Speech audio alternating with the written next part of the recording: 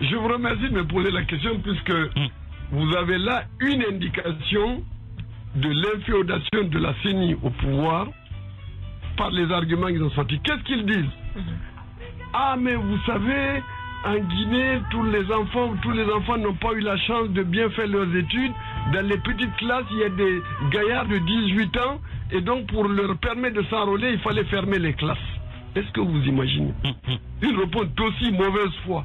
Ce qui est un aveu en même temps. Donc ils avouent qu'on a fermé les classes pour des enrôlements, et dans tous les réseaux sociaux, vous avez les films de ces bambins-là, et nous avons produit un document avec les photos des enfants.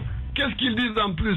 Mais oui, vous avez ramassé des enfants avec qui vous avez donné des bonbons et vous les avez photographiés avec des cartes d'électeurs. Voilà la réponse, alors que c'est un fait criant qui est connu de tout le monde dans toute la Haute-Guinée.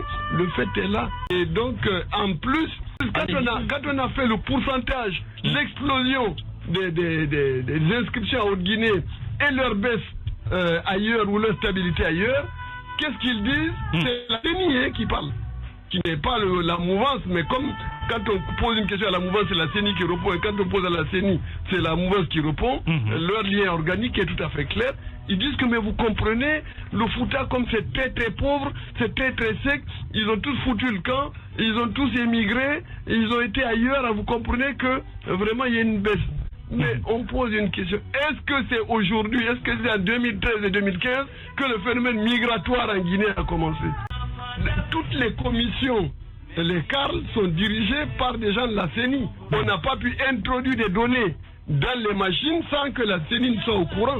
Donc comment ils peuvent nous dire, oui, mais on va enlever les enfants? Mais à quel moment les enfants étaient enrôlés? C'est la preuve que la CENI est de l'illégalité puisqu'elle était sous ordre. Donc comment voulez-vous reconnaître un enfant entre un enfant de 17 ans et 18 ans? Est-ce que vous êtes anthropologiquement capable de faire la différence? Dialogue, on a eu une histoire incroyable. L'opposition a distribué un document détaillé avec des chiffres de toutes les inscriptions électorales depuis 2005, démontrant la falsification et le faux qui est en train d'être fait. Et il y a eu le représentant du RPG qui a dit non, il faut retirer tout ce document de la salle. Puisque malheureusement, ces messieurs ne sont pas des habitués du pluralisme. Ils ne sont pas habitués à refuter des arguments. Ils sont habitués à tuer, à frapper, à emprisonner quand quelqu'un a une opinion différente. Et je dis que c'est dommage.